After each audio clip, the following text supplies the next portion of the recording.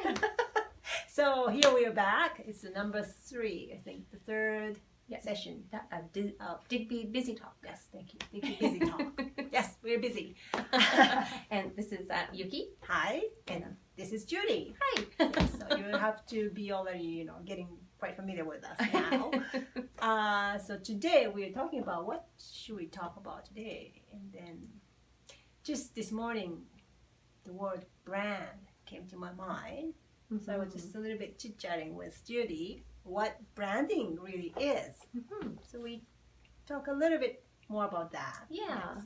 And it's interesting because from my background with computer science and doing websites and that sort of thing, at one point in time, when I thought about branding, I thought about our branding guidelines, the colors, the logo, what fonts we were allowed to use, what textures you're allowed to use. It can get quite specific when you're designing a website using branding. But it's interesting when you're doing your own business, then you get to back it up and you get to see all the steps before that fancy logo and the pretty pictures. Yes, yes. The mistake number 1, people choose a pretty picture and font and color before they know what kind of brand you're trying to create. Exactly. Yeah. Typically, you start from the image. Oh, this looks cool, or pretty, or sophisticated or something.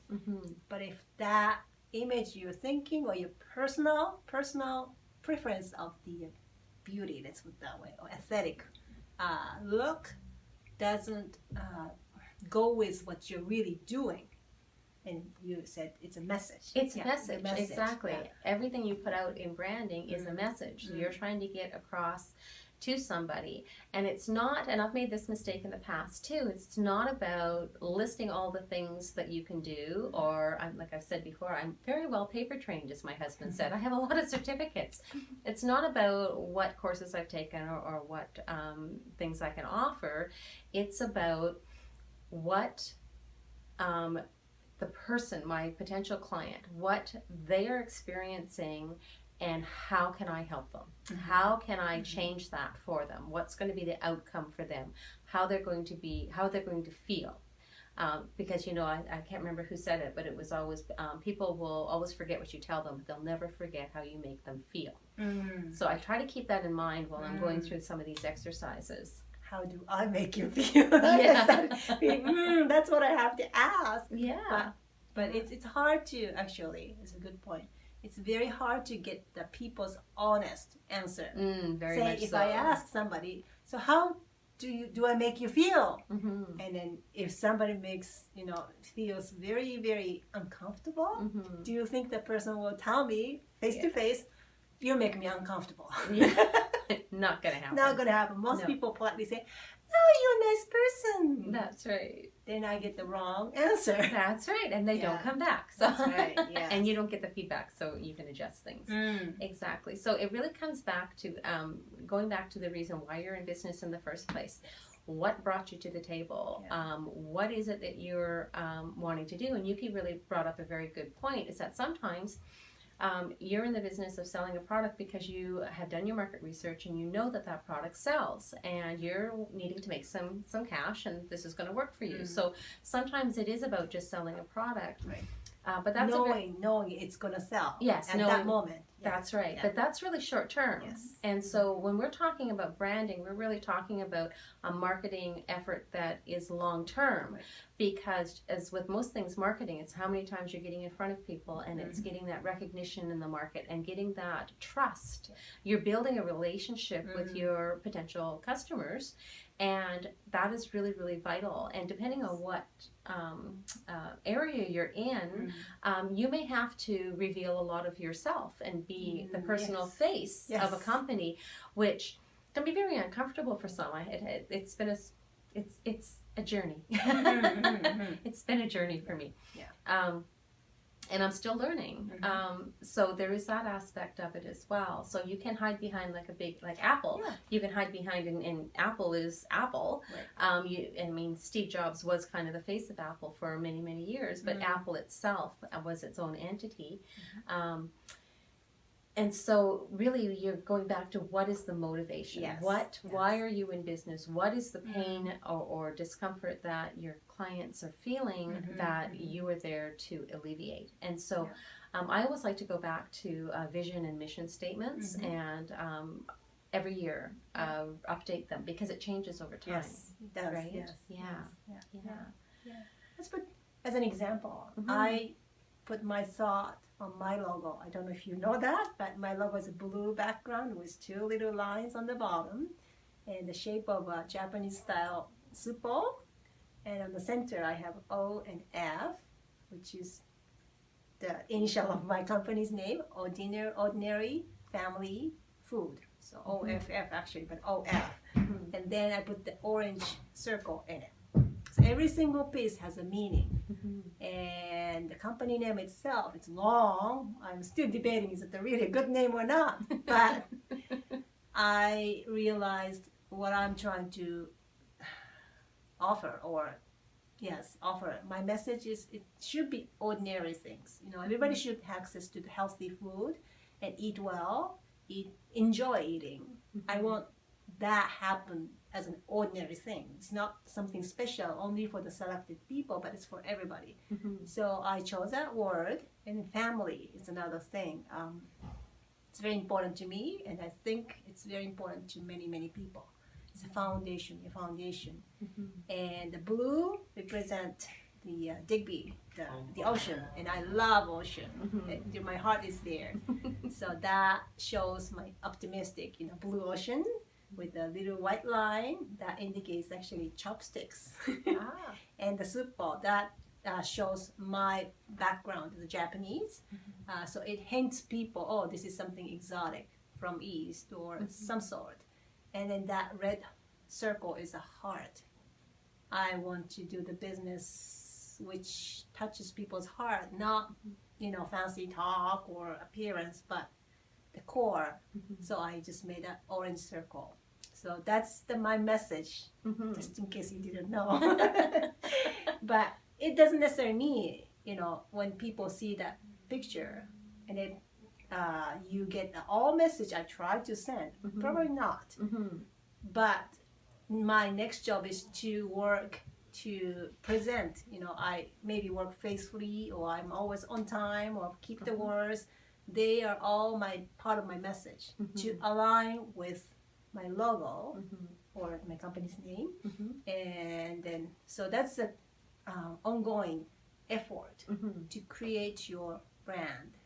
So branding is, as Judy said, it's not a short-term thing. It's a long-term. It's a lot of work. It is, and it's about it's communication, and like in everything in business, we've talked about in previous BusiTalks that it's communication, opening dialogue. It's having that feedback, and you're going to adjust as things change. The marketplace changes. People's way of their needs change. You're going to be changing as well. So that's why it's important to kind of be revisiting the branding. But your branding does need to be consistent because it is the message of who you are. Yes. And if you keep changing what you say, people don't trust you. No. So that's why, going back to the beginning, exactly. She said we have to put a lot of thought before you really put the logo or brand, symbol, basically. Yeah. This is what I am, or this is who we are, but it has to be have a solid backbone. That's right. That's right. It's on your core values. It's built on your core values, and that's why the vision statement and the mission statement are very, very important. And we'll let you go off and talk to Mr. Google for the definitions because they're subtly different, but they're both very, very important because then you can always ask if when I'm doing marketing, am I still being true to my vision and my mission statement? And when you start to deviate off, then you need to start and evaluate and go, okay, do those need to change or do I need to bring my marketing back in alignment with the reason that I'm doing all this, which is what it's all coming from. Right. And I love the history on your logo, Yuki, because we put a lot of effort into it and a lot of symbolism into our logos, and they mean a lot of things to us, and so sometimes that's hard to let go. I was telling you about how I just recently learned about how cute doesn't sell. And my tagline for my business, Raw and Green Wellness Coaching, Raw and Green, right? It's turning over a new leaf. I love that. It is so cute, but cute doesn't sell. So I'm struggling with letting that one go, but I'm going to have to. So it as you grow as an entrepreneur and you learn more as well, don't be afraid to let things go and change and grow, because you can't make way for new things. If you're still hanging on to the old, and that's a feng shui principle as well. Yes. And then we're talking even the big companies. Yes. Sometimes they change. It's because it's necessity, I think. The world changes. Your potential customers change. The economy changes. Changes, yeah. People's how they resonate with different symbols changes over time as well, and so And we're talking about the generations actually. Yes, it's between generations too. So we can, keep going on and on about that kind of thing. Going back to the branding. Yes, well, because even going back again, like we're always talking about, you have to go back because some of the basic steps are you have to know who your target audience is. That's right.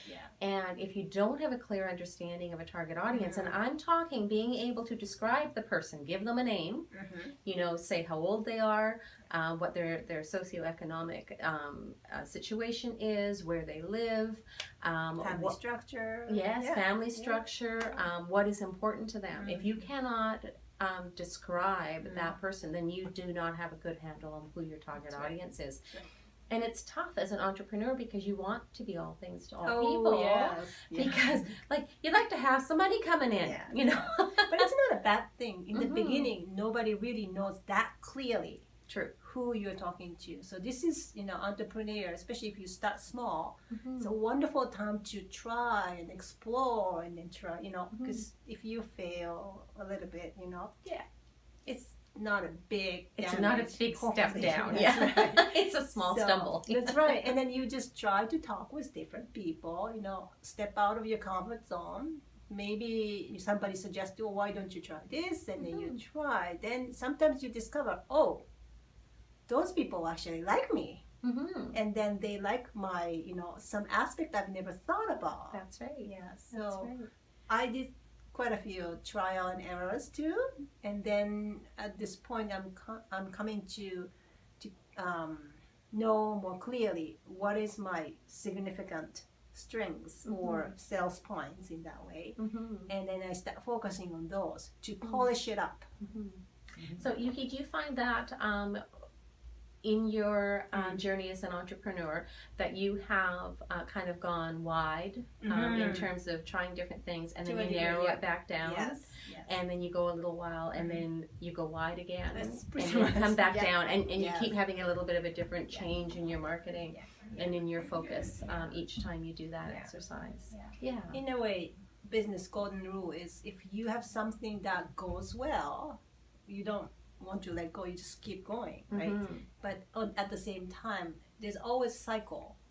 Things start and then you start growing and then matured, and then eventually a decline cycle stage will come. But by the time, that's why you need to explore sometimes and then start looking again what kind of potential changes I can make to keep making things work in the future, going with the change of your environment, and you change too. So it's a part of many pieces come together. Coming together. It's like a life, It is. And so it's not just about the pretty pictures. That's right, yes. Branding is well, for one thing, branding is something you raise and then create, but it's always work in progress. And then we learn so much from thinking of your own brand. We learn from our own brand thinking. And always think from your potential audience eye. And that's the real key that has been a challenge. Because we all tend to think the way we think. And I think a mistake that human beings in general make is that everybody thinks like we do. Well, we know intellectually that's not true, but we still act like it is. So if you want the audience to listen to you, then you really have to know them first. Branding. But again, Trial and errors. Trial and errors. Yeah. Don't be afraid. Yeah. Don't be afraid of stumbling. Let's see. We covered What do we everything. got? I liked your analogy about apple. Apple. Yes. Do you remember what? I'm putting her on the spot. Oh yes. I mean, Apple. You know, everybody knows that fancy mark and then very stylish design. And yes, their design is pretty cool, but they're not just appearance, right? You know, I started using Macintosh computer recently, and I'm very impressed at how fast it is compared with, I don't say anything about those, but well, and still, to be fair, yes, there's a cons and pros, but you know, if Macintosh is just pretty, Apple is just a pretty, you know, cool design, but as a computer, it's you can't use it, then they wouldn't have been that big. So pretty face is good, but also to back up, you really have to work on it. And same as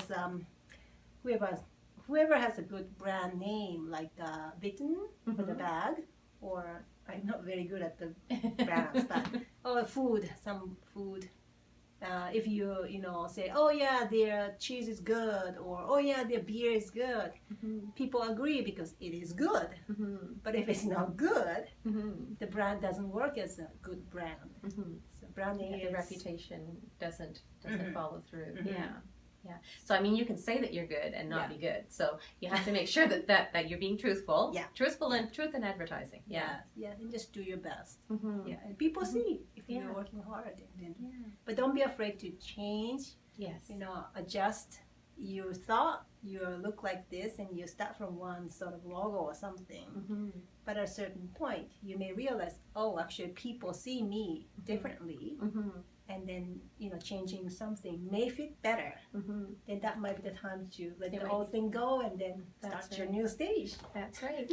And it's always good to look back and reevaluate because, as Yuki said, things do change. And human beings tend to be in motion. We think we're human doings. We're not. We're human beings. We need to have some time and allow ourselves just the time to think about it, to really sit down and think.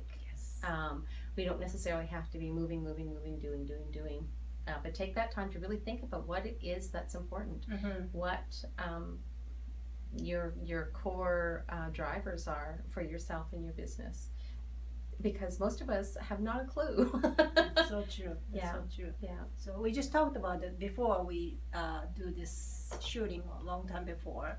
How important to take time to take care of yourself. Yes. Look at yourself. Look into yourself. Tai Chi is actually not bad. Yeah, it's a good thing. But especially the older you get, the more I think you realize how important it is. Yes. For balance. For balance. So. Excellent. So I think on that note, we will sign off from Digby BusiTalk, and I hope that you enjoyed our little talk on branding today. Yeah. So I'll see you next time. Excellent. Thank you.